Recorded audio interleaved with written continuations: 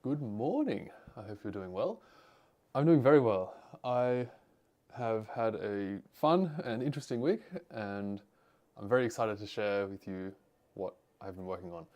I actually have a very exciting, we've got a demo to start with today, which is different to normal. Normally I like to save the demos for a little bit later, but I think it makes sense in the context of what I'm going to talk about afterwards that I show you this demo. And it's very fun.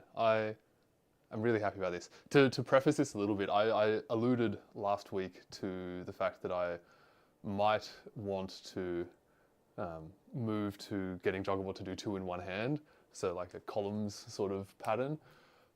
But I have decided that I think it's worth waiting on that. Something that I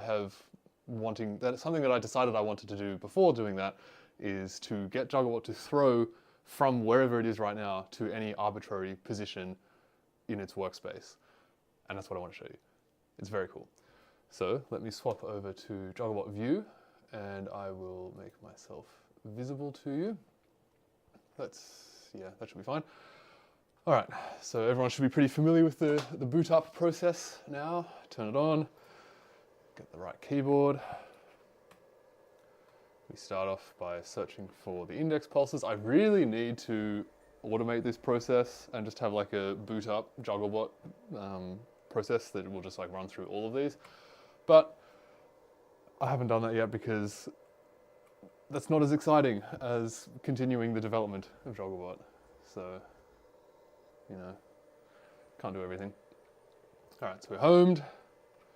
We can now level the platform.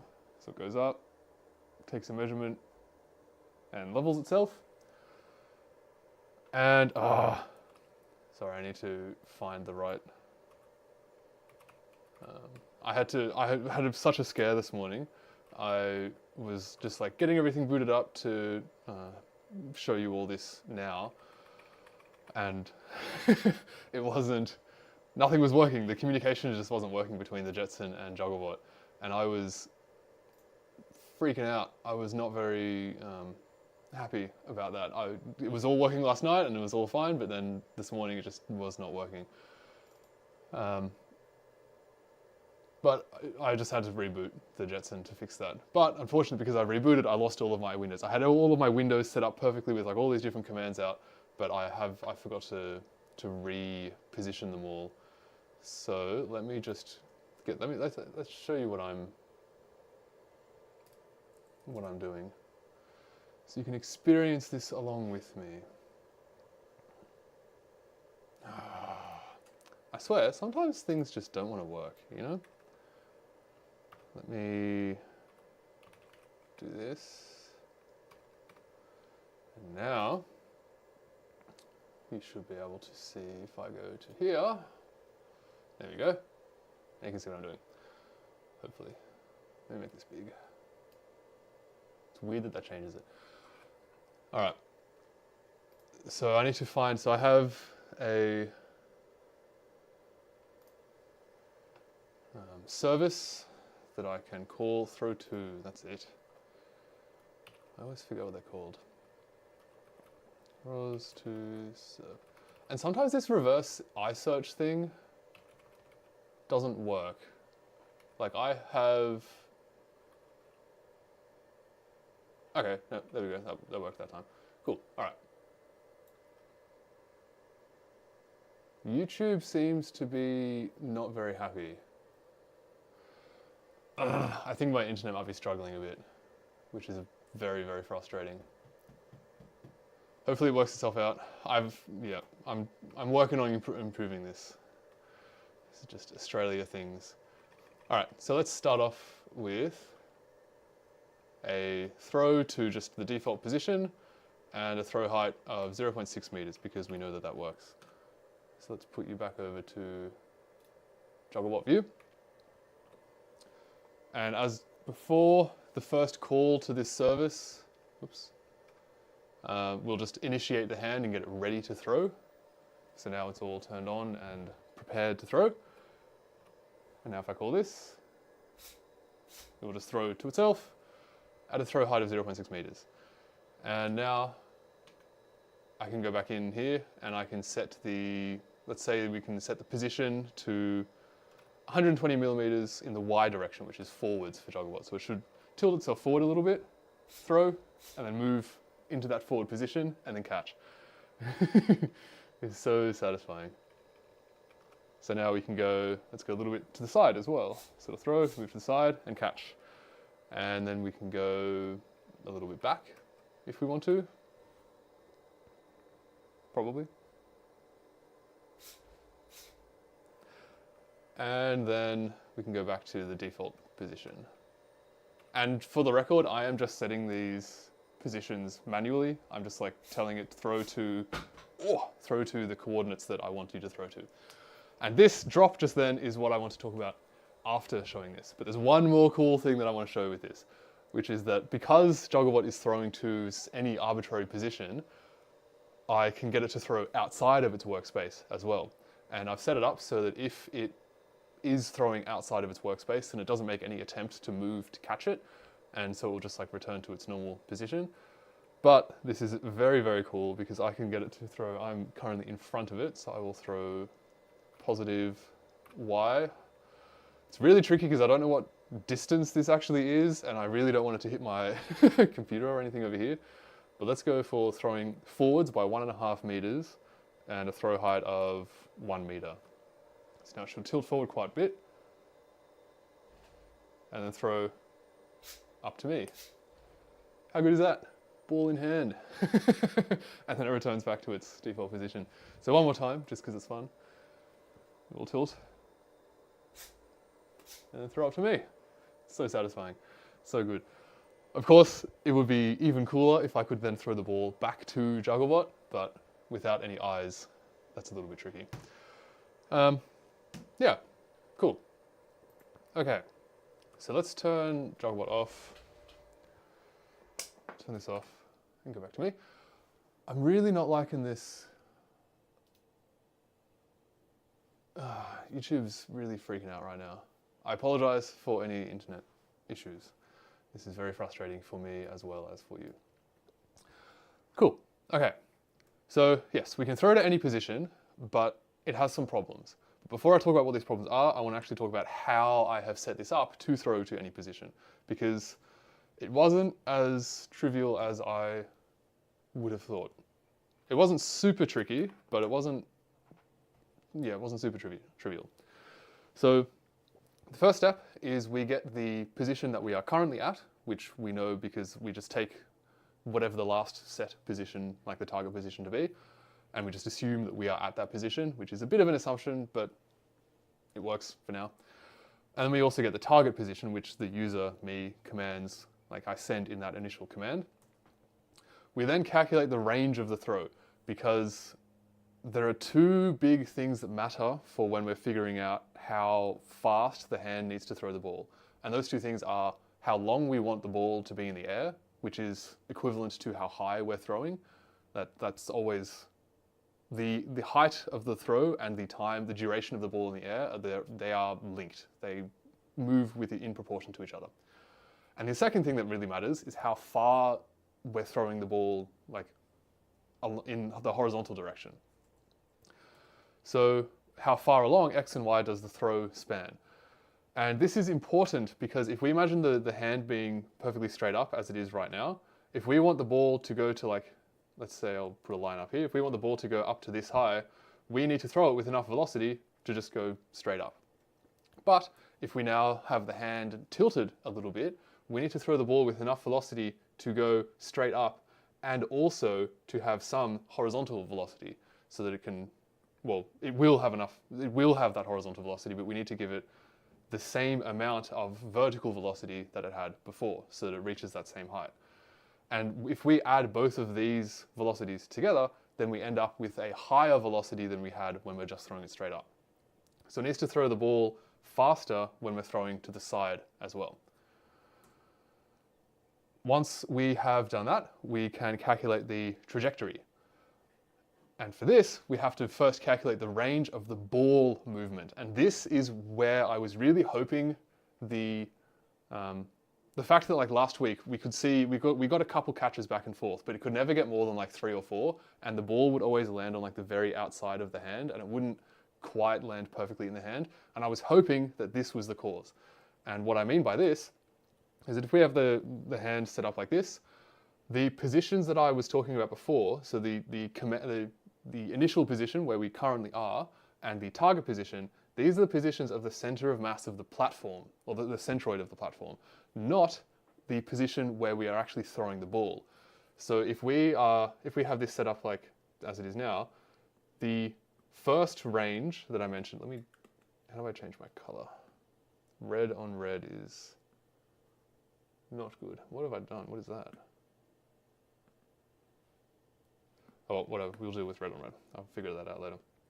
Yeah, so the range that I was talking about before is this range here. This is the distance between our current position and our target position. However, the travel that the ball is experiencing is only between here and here. And in this example where the angle is quite small, that difference is not very much, but it is a difference. And the ball will travel less far horizontally than the platform will. So we need to take that into account. Thankfully, that's not too tricky to figure out, but yeah, and the computer can do it fairly quickly, but we do need to do it. Once we've done that, once we've got that range, then we can figure out how fast the ball actually needs to be thrown to meet the throw height that the user has specified, as well as the range that we just talked about. To do this trajectory, actually, it's worth mentioning, I am using the trajectory generator that John wrote, which is brilliant, but I've just converted it into a class so that I can like invoke that class in my ROS node and then kind of only interact with it as much as I need to, which is very handy. Also, by the way, this is actually fairly important. Previously, I was generating all of the, sorry, the crow going off, I hope it's not too loud. Previously, I was generating all of the trajectories that I might want to do and saving them as a CSV file and just like having them stored on the computer. And then whenever I wanted to throw, I'd have to make sure that we had that trajectory already saved, and then we would pull up that file, read through the trajectory, and then print out the commands as required based on the CSV. However, as I noted last week, that's not a very dynamic approach to the problem, unless we are happy with having like thousands of different CSV files saved, which feels like it kind of loses out on the whole efficiency side of things. But what I'm doing now is it's actually generating the trajectory in real time, basically. Well, not in real time, it's generating it before it will carry it out. And I've been timing this, and it only takes about 1 millisecond to generate that trajectory on the Jetson with everything else running. So I feel pretty good about using this approach for real-time dynamic juggling, where when we are in the space between catching and throwing, so if we've just thrown, while we're moving towards the catch, we can then generate the trajectory that we need to carry out while we are catching, because that movement will always take some amount of time, and some amount of time more than 1 millisecond. And so during that time, we can generate that trajectory for it to be ready when we're catching. Same thing for throwing. After we've caught, we can just sit there with a hand at the bottom, and then while the platform is moving to the throw position, we can spend 1 millisecond of that time while it's also moving at the same time to then generate the throw trajectory. And this should allow us to not program in, but like command Jugglebot to do any arbitrary throw whenever we want. One thing that I really want to get this arbitrary throwing to be able to do is just like throw on the spot, and then I can say, okay, now move over here, and then it will throw over there, and then start throwing on the spot over here, and then I can say, okay, now over here, and then it will go over here and start throwing straight up over there. Doing that with like 2 in 1 hand would be freaking amazing. If I can just get it to be like, okay, I'm doing columns over here, and now we're over here, and now we're over here. And like doing that would be so good. And as far as I can tell, that is only really possible, practically speaking, if we're figuring out the trajectories on the fly. One more note on this is that 1 millisecond time is to figure out the entire trajectory. If we are splitting this up into the throw and the catch, it should be a lot less. It should be half a millisecond, I guess, if it scales like that. But yeah, it should be very, very fast, which is good. Cool, so after we've figured out what the throw velocity is, we calculate the throw and the catch angles, so how far we need to be tilted, and then we throw.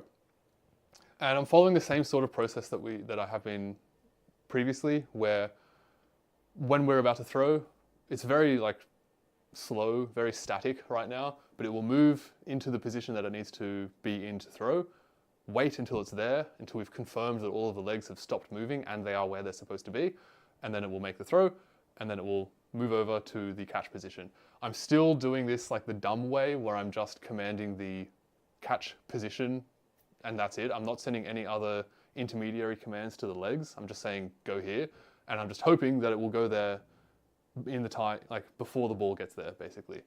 And that obviously has some issues, like if we're doing really low throws, or if the distance to travel is quite far, then it won't make it there in time. But it works for now. Yes, that could definitely be improved. But, as we've noticed, something is amiss. So, what is amiss?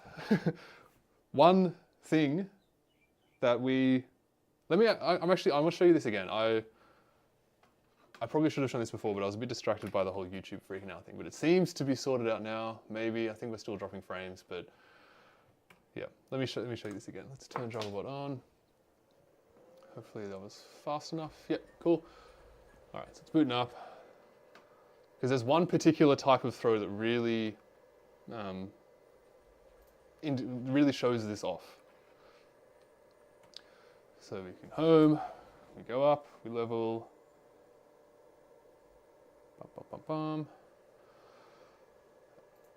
And now we can throw. So let's throw forwards by a little bit. So I'm going to throw 150 millimeters forward. Jugglebot needs a ball. Throwing forwards should work. Oh, I need to, yep. So now the hand is on, now we'll throw. Ah, okay, even then. So you can see the ball landed just on the rim of the hand and did not make the catch.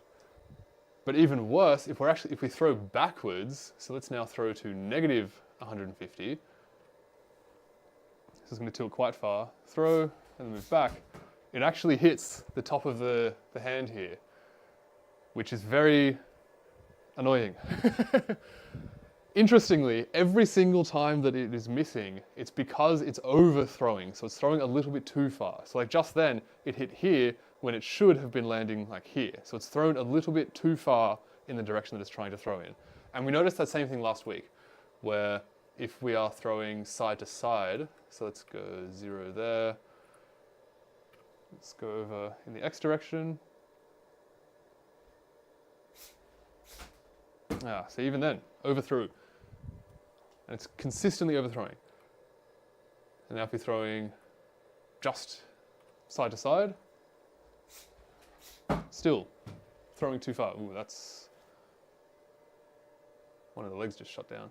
Well, that's good because that's all I wanted to show you. No, it's completely dead. All right. Yeah, every now and then, one of the legs just freaks out and I have to e-stop it and put it to sleep myself, like push it down. Kind of bizarre. But yes, so we're constantly overthrowing, and this is obviously not good. We don't want to be doing this.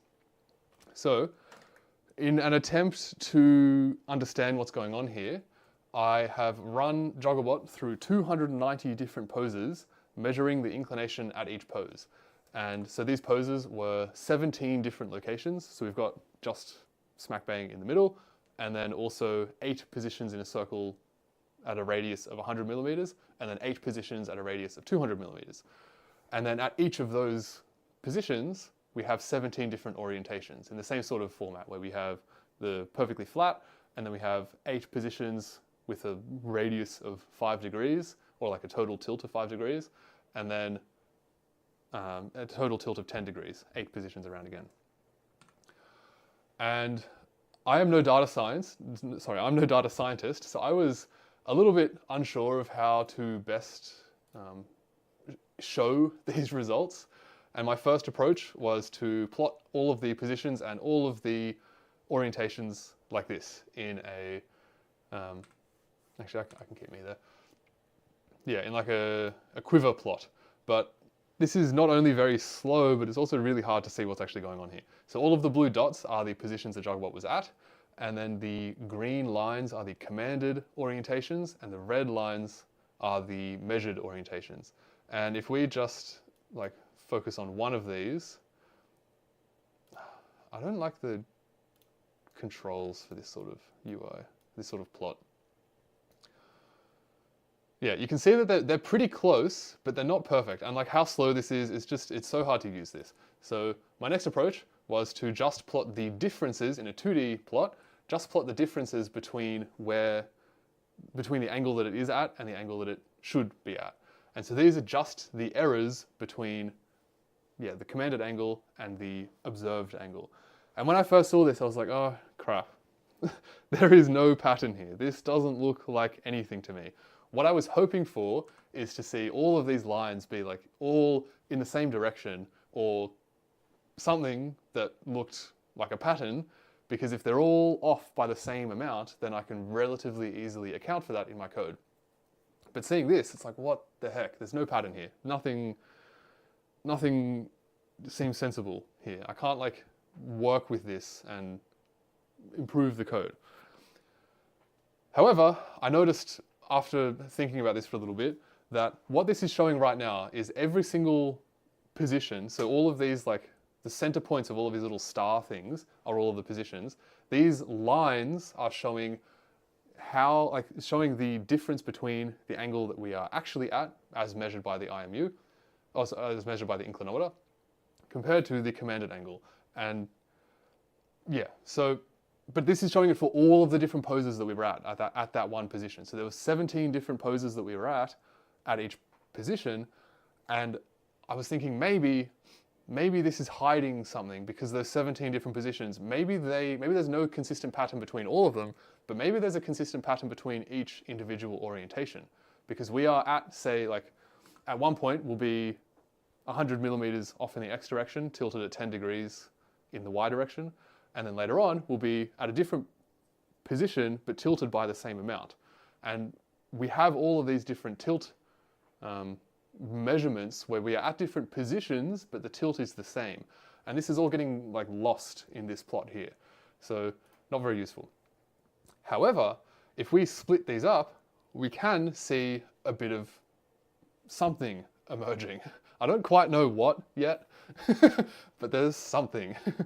So what these are all split up into all of the different commanded tilts. So for example, the first one up here, the top left one, we're commanding the platform to be completely flat. And can I zoom in? No, I can't. And so all of these lines that we're seeing here are all of the different positions the Jugglebot was at when it was flat. How far away from being flat was it actually? And those red lines are showing how far away it was. And we can see that there's definitely some sort of consistency here. Like if we're trying to tilt in negative 10 degrees in the X direction, we're consistently off by some amount, like tilting around the X axis. I don't know, reading the actual like directions off of this is a little bit tricky, but we can see that they are consistent. And there's one other thing that I wanted to do though, and it's a bit of a tease with the dataset 1 label there, but I realized that one possible and honestly probable cause for these errors not being correct is that when Jugglebot is at any position, the leg motors tend to kind of, they really want to sit in certain positions and not in others. So if I can show you, I've got another one of those motors here. It's in a bit of a weird rig, but if I spin this around, I'm trying to spin this at a consistent rate, but you can see it really wants to like click into certain positions. Like there, it's like skipping over that middle position. And this is called cogging. And there's not actually any cogs in here, but it's just the way that the magnets want to like line up with the coils. But that happens even when the motor itself is controlling itself. So it really wants to sit in positions where the magnets are like lined up with the coils, and it doesn't want to sit in those in-between positions. So what we can actually see, I was going to show you, but with that leg freaking out, I don't know if it's worth the effort. But in some positions, quite a few, one or more legs will be wanting to sit in between those cogged positions, so that the motor will like kind of, well, like the actuator will like move between those two cogged positions until usually after a while it kind of settles down. But that takes some time, and it usually does. I suspect it doesn't. It feels like it doesn't settle down into like the actual in-between position where it should be. It usually settles in the cogged position, and it feels like that might be having an effect here. But the effect that would have would probably be random as far as this graph is concerned, because this graph is putting us in different positions. So all of the legs are at different lengths while we're taking these measurements. So hopefully that effect should be minimized in the scale of like all of these lines here. But just to be even more sure of that, I figured it's probably a good idea to take a second data set, a second measurement here, and just make sure that there is some consistency here, because it would be a bit frustrating to like fit Jugglebot to this data here and like somehow handle these offsets, but then find out that this was just a fluke, an anomaly, and it's not actually reliably like that. So I took another reading just this morning, and we can see that they're pretty similar. Like I'm flicking back and forth between them, and they're very similar. Like there are obviously some that are different, like this one here, whoops, is quite different. And like this one over here is quite different as well. Oops. But other than those anomalous ones, and to be honest, those ones could very well be because of this cogging torque thing. Aside from those, it's fairly consistent, which is good. But I don't really know what to do with this data. So yeah, one thought I have on this is that the worst case scenario that I can think of right now is kind of accepting like, okay, yes, this robot is not capable of positioning itself within like less than a degree of any arbitrary position.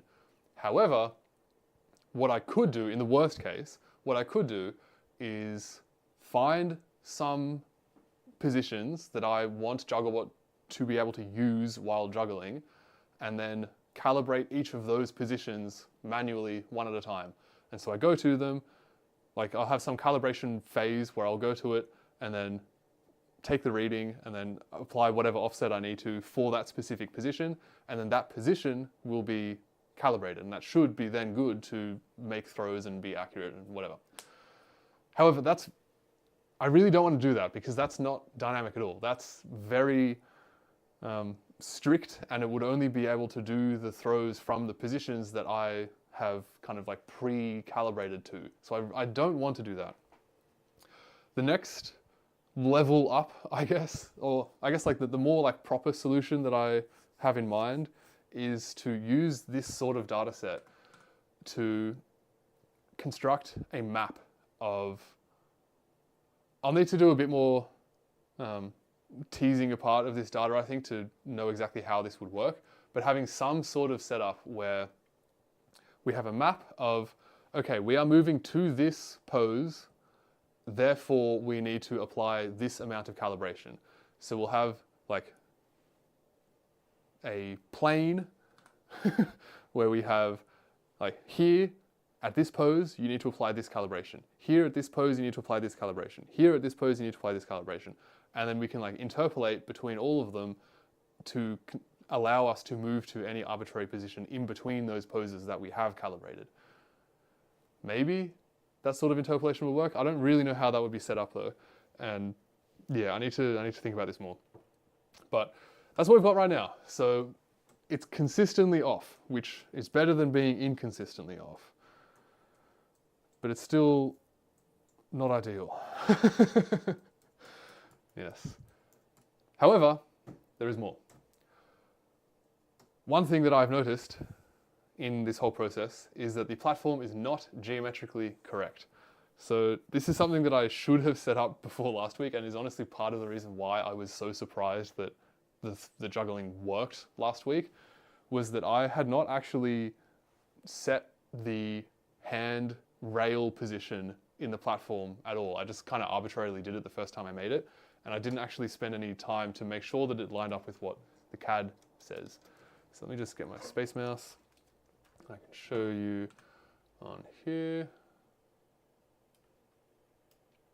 So what I'm talking about is this aluminium extrusion can slide in like this bracket and in this bracket. It doesn't slide in the model because it's all linked, but it can slide in real life if I loosen up these bolts. And I hadn't positioned that correctly. So I figured like, okay, maybe that's contributing to this not throwing super accurately, so I should probably set that up properly. And so I took the measurements between like the top of the aluminium extrusion and the top of this part here, and then the same thing on the bottom. So the bottom of the aluminium extrusion to the bottom of this bracket here. And I discovered that this platform is actually not perfectly correct. Like the physical one that I've made is not perfectly identical to the model. So particularly the measurements that I took was this top face down to this bottom face, which should be 343 millimeters. However, measuring it in real life gives like 346 to 347. I don't actually have, the only thing that I have that can measure that long is a tape measure, so it's kind of hard to see precisely, but it's around 3 or 4 millimeters off, which is obviously not ideal, but there's not really anything I can do about it now because that's all glued in, that's fixed, that's not, that's not going to change. So it's just something I guess I need to be aware of, and I think that could be contributing to what we're seeing here. Unfortunately, I can't think of any other measurements that are really super easy to take, like maybe like over here to over here. Maybe I could measure that in the real one, but like it's going to be hard to verify it. And in any event, I don't think there's really much I can do even if I know how far off it is. Yes, so that's something. Yeah, it's off by around 3 millimeters. Yeah. And actually, there's one more thing that I want to mention about this data, these data, is that I cannot help but think about what I have been calling the first law of Stewart platforms, which I can't remember ChatGPT's brilliant formulation of it, but it was something to the effect of, if the platform's being weird, then your geometry is probably also weird. Geometry in the sense of like the real robot is probably not a perfect replica of what the software thinks the robot is. And honestly, seeing this data really makes me feel that way. I would bet, I would bet that the cause of this wackiness is that something in the physical robot, or probably honestly some things, plural, are off. So these could be things like, let me pull up the model so I can show you. There's also a link to this model in the description if you want to play around with it yourself. You can make a copy and do whatever you want with it. So things like these, whoa, it's pretty jumpy. The way that these legs attach into the base was this part that we modeled in my very first live stream. It was very cool, and I'm still using them. That just sits in. I don't like, let me show you. Oh, click the face, damn it. That just kind of like sits in the receiving part here, and there's a slight gap in here. And so this top part that the leg is actually attached to does have maybe 0.5 millimeter of wobble, and they all have that. And then there's also like these joints up here have a little bit of play, and like these actuators could be slightly the wrong length. And of course, we've already noticed that the platform is not perfectly geometrically correct. So if these nodes are off by like, I don't know, 0.5 degree. Actually, I don't know how much of an effect a small amount would have, but if they're off by just a little bit, then that could lead to the sorts of data that we're seeing here, where things are not behaving the way that I want them to. Which is interesting, I suppose, but it's also frustrating because there's nothing I can do about it. Unless I had some way to measure the actual physical robot perfectly, I can't verify if it actually is the same as the predicted model, which is very frustrating. So this is why I'm thinking of going down the route of like figuring out some sort of mapping and just applying calibration for each specific pose. Because if I knew exactly how the physical robot was, like all of the measurements exactly to like the micrometer, if I knew all of those, I feel pretty good that these errors would not be a thing. But I can't know those things as far as like, I can't figure out a way to measure Jugglebot with that level of precision in all of the ways that it needs to be measured. So I think we have to go with this mapping approach instead. I think. Who knows? All right. Yes, but there are some other things, particularly a comment from someone in the last live stream. They were wondering why the hand, I mean the cut part, is that small. Are you planning on working on its design again? Seeing you juggling made me realize how great our hands are. Our hands are fantastic, especially my hands being nice and big. It makes juggling a lot easier. First of all, they are wide, definitely. And the ball doesn't have to be precisely in a given location. Your hand will adapt to it. Then hands are not made from hard materials, which probably helps the ball bouncing again. And lastly, there are nerves connecting your hands to your brain, telling you whether there is a ball in your hand. Absolutely, definitely correct. And yes, first up, the hand is that small because it doesn't need to be, well, it's that small just because that was the size that we had it set at. Honestly, it's fairly arbitrary. It's only really that big because that feels like if it was much smaller, then it would be like really too small. And because if it was much bigger, then it becomes heavier, and yeah, it's more mass for like the hand motor to move around. Of course, it's still a lot lighter than the ball itself, so yes, it definitely could afford to be bigger. I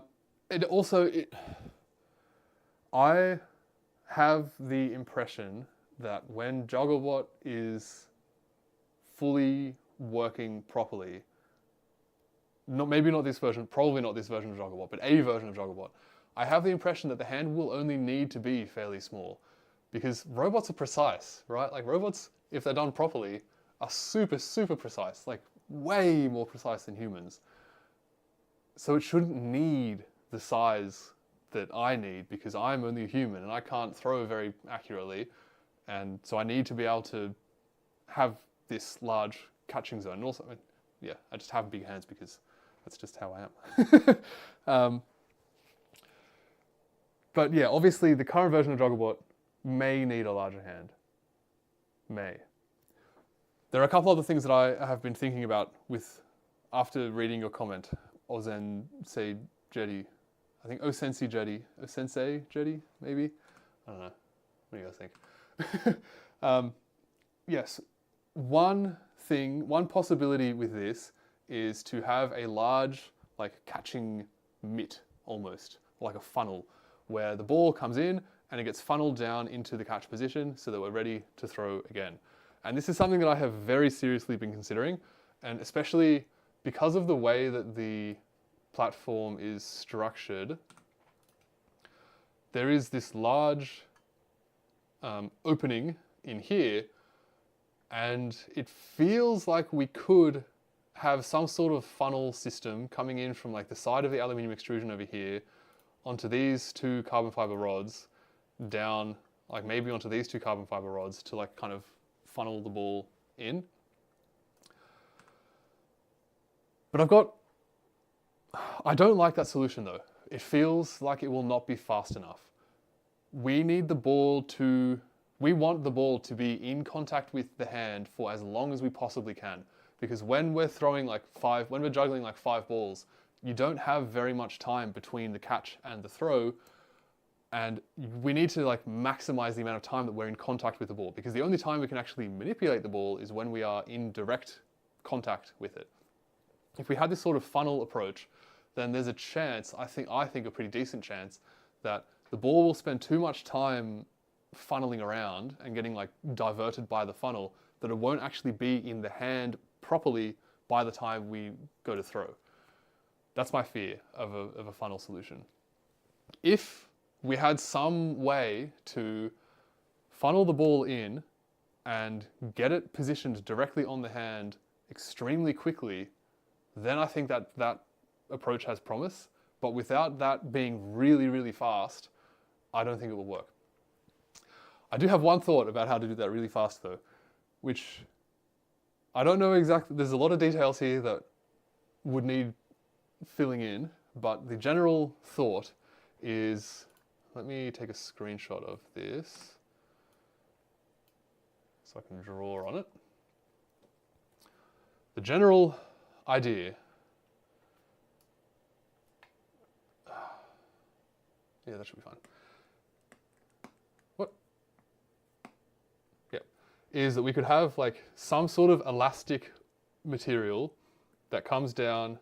It's really hard to draw this in like 3D. It comes down as I described, so like from this carbon fiber rod down in a sort of funnel shape, and then maybe like other ones out the front here from like this rod, they can come down as a funnel as well.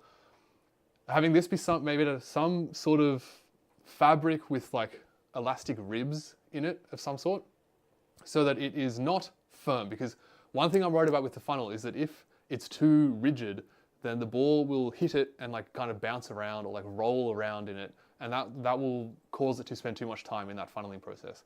So I want to have it be some sort of like flexible to a point material, so the ball can kind of be caught elastically, but will very quickly hit the limit of what that material is capable of stretching to, and then it will stop stretching, and then the ball will funnel.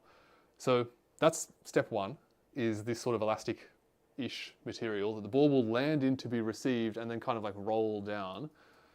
And then to make sure that the ball is in the hand, the way that the throw would work is that the hand would go up, throw, and then as soon as it's done throwing, it would move back down into the bottom position. So it's in the bottom position as quickly as it possibly can be. And then to make sure the ball is kind of like situated in the hand nicely, we can have a string, let me change colors for this, a string that will wrap around this like elastic material ribs business, and then we can cinch that tight so that once the ball has been funneled by most of the way down, even if it's still like kind of wobbling around a little bit, we can just like cinch it off right above the ball and hold it there, so that there will be the hand underneath holding it, and then this like fabric-y sort of stuff cinching directly over on the top of it. And then when it's time to throw, that string would release, allowing the fabric-y stuff to return back to its normal position, and then the hand can throw. Importantly with this doesn't involve anything else being attached to the hand itself. We want the hand to be as light as possible. We want nothing attached to the hand that doesn't need to be attached to the hand. So that's kind of why I'm thinking of using like the rest of the frame around here to help with this. Of course, there's a lot of details in what I just described that would need very serious work to be done on them to make it actually a workable idea. But that's one approach. Another approach actually that we've been talking about a little bit on Zulip is to have some sort of like camming device where, let me show you on here. Let me actually just quickly, I've blocked the hand from moving, so let me allow it to move again. Now we can move, yep, cool. Yeah, one idea we've been talking about is that also attaching nothing to the hand. The hand is down the bottom. Let's put the ball back in the hand just for fun. The hand will throw, up it goes. Then the ball can go up on its merry way. It's pulling the robot up instead. But then on the way back down, when we're coming down, we can have some sort of, let me draw on it on here. Why are you opening over there? We could have the way that I'm imagining this is we can have like a funnel sort of system like this, but with these two angled arms being originally out wide, but then once the hand goes down past them, they can like snap shut to like restrict the ball. So even if the ball is like faffing around, so like, let's say the hand has missed and the ball is like rolling around here doing its whatever it wants to do, just kind of like la la la la la, not being where we want it to be. As soon as the hand goes down past that point, then those will close up, kind of like stopping the ball from moving anywhere other than straight down. And so that way, even if the ball goes like out here and then starts to like bounce around or like roll or whatever, as soon as those two angled arms close up, then the ball will have no choice but to go down and land back in the hand. Maybe. Again, this is really good. is really cool because the hand will not have any additional mass attached to it. But of course, same as before, this will require a lot of further development. But yes, I guess to summarize everything since the first demo that I've just talked about, Jugglebot is not super precise. It's not as precise as it needs to be. I see two approaches to solve this. And they can both be done. They probably maybe ought to both be done. One is on the software side of things to get Jugglebot to actually throw more accurately by applying that sort of mapping somehow system to all of the poses. And the second approach is to make the hand better at catching. Because, yeah, honestly, I don't know which of these is more worth spending time on, because the software side of things would be so cool. If the hand doesn't need anything else, if it can just be just this little tiny cup that feels impossibly small to juggle, but it works, that would be...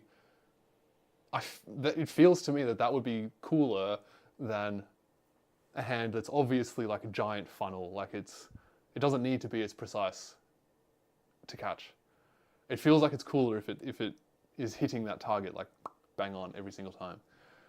But of course, got to be realistic, and I don't know if this version of Jugglebot is going to be capable of making this sorts of throws. Really splitting two completely different ways of approaching this. But yes. I also have a couple other things that I want to mention. Actually, on the topic of the hand upgrade, I've got one, which I have never mentioned on YouTube before, but I am this idea has been kicking around in my brain for a long time, and I really, really want to make something like this. So, to give you an idea of what I'm imagining right now, I've talked a couple of times about my plans to make a later version of Jugglebot that's like a system inside a frame that will be quite not very tall, maybe like 50 centimeters tall tops, but like a large square, probably square frame. And inside that frame moves the hand. And the hand will be able to tilt along its two axes. It won't be able to rotate like this because it doesn't need to, but it will be able to tilt like this and move around inside the frame, hopefully really quickly. But to do the throwing, I really, really don't like this top part sticking out here. This is very... not my vibe. Not my vibe at all. Don't like it. It just gets in the way. What I want is to have the hand be the highest point when the ball is being caught. I want nothing to be above the hand that the ball could hit before it hits the hand. It should just be able to go straight in the hand with nothing else in the way. So, my thinking for how to do that throwing action, because of course, like it's really easy to make something move up and down if you can give it space. If the frame that is supporting the moving thing can afford to be longer than the thing that's moving. But it's a lot harder to make something move into space when there's nothing above it kind of supporting it. So my thinking is to use one of these. These things are so freaking cool. It's called a rigid chain actuator. So it's like a zipper, and as the zipper moves, it pumps this chain out the top. And I haven't actually watched the end of this. I don't think this is definitely not the best video on it, but it's the only one. It's the quickest one that I could find. But yeah, and these other, like these bits out the side, like the ones that are unspooling that are going horizontally, you can have those like kind of coiling up in a spool. And so I've seen versions of this where there's just like two big cylinders or like some sort of like routing pattern, but like two chambers that this chain is being like routed up into, and then a motor in the middle, and it just extends up. It's like magic. It just comes out of nowhere. This is actually, it's very, very, most people have encountered these before, at least I have a lot in Australia, on windows, on particularly like large buildings like schools and stuff. When you have those windows where you spin the little knob and that thing comes out to like push the window open, this is what that is, in the ones that I've seen at least. So this is my thinking, is to make a rigid chain actuator with the hand on the top of it, getting pushed out. There's obviously some work that would need to be done to get this to work. A couple points that I am aware of, but I'm not dissuaded by yet, is that I've never seen these done on anything that is remotely fast. I have heard of these being used, or read of these being used in like theatre productions when they're lifting up stages, and because they don't need to have the bar sticking out over the top. Like normal linear actuators, like if you have these, I don't have any that are not in a bag. These normal like linear sliders, like what I'm using right now, that bar that the slider runs along is the full length that the slider can move. And that's presumably not good for theatre productions, because then you're just gonna have all these like large bars sticking out above the stage, which you don't want. You want the stage to be able to lift up off of the ground with nothing above it. So this seems like a perfect application for that. But those are extremely strong and extremely slow. Neither of those things are things that I really care about too much. I want it to be extremely fast and very stiff, because I want it to be exactly where I want it to be at exactly the right time. So yes, I'm expecting there to be a fair bit of work that needs to be done to get this to work well, but my God, it would be so sick. Can you just imagine like this little thing zipping around in a frame, and then the thing that's actually throwing and catching is just like whoop, whoop, whoop, just like coming out of nothing. Just, oh, that'd be so cool. So, so cool. That's one plan, at least. All right. Yes, there's one other thing that I wanted to mention, which is last week I was talking about the different patterns that I want Jugglebot to do, and I mentioned this pattern is a cool one that I think will be really, really cool. And I still agree about that. And I've been thinking about more, and I've been realizing that it's very easy for me to forget stuff when I'm streaming right now. Yeah, there's a lot of things to pay attention to. But one of the really cool ones that I've been thinking about for a long time is to get one ball going straight up. Let me do this with two different colored balls actually. One ball going straight up and the other ball kind of like arcing out over the top. And if Jugglebot was doing this, then it could do this with this green ball. So this orange ball can go up and down. This green ball could go around in like a circle. Because unlike me, it will be able to throw, it can throw reasonably precisely, not precisely enough, but it should later be able to throw precisely enough to throw in a full circle over the top of this green ball. So it'll be like, yeah, in like a big circle around. No, I can't really do it. But that'd be so cool, having like the green one just perfectly in the middle.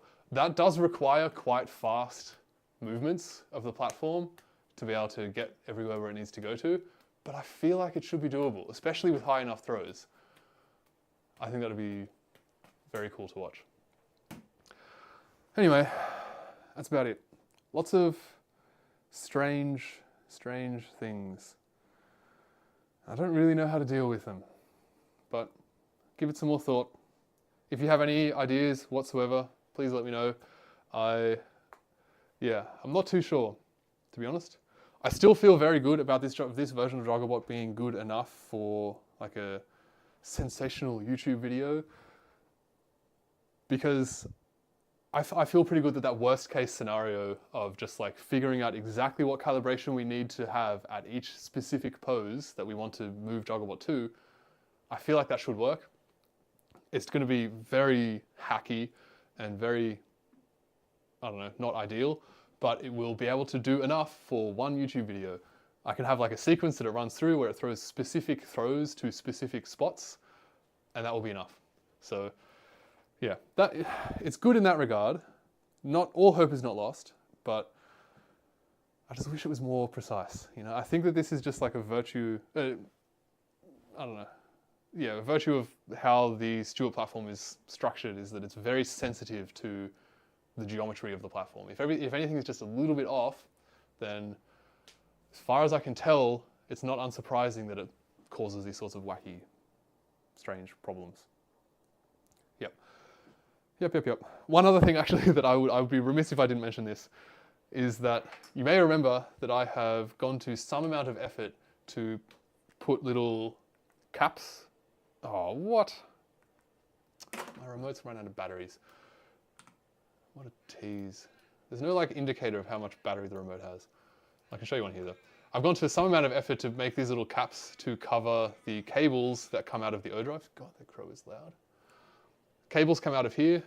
I've put these caps on the top to stop the cables from getting hammered by errant balls. And I'm extremely glad that I've done that because these caps have been hit many, many times. So I would have definitely had to replace at least a couple cables up until now if I did not have those caps.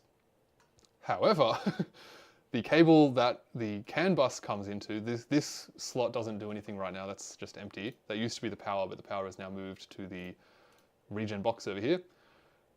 This is where the CAN bus connection comes through, and I do not have a cover for that.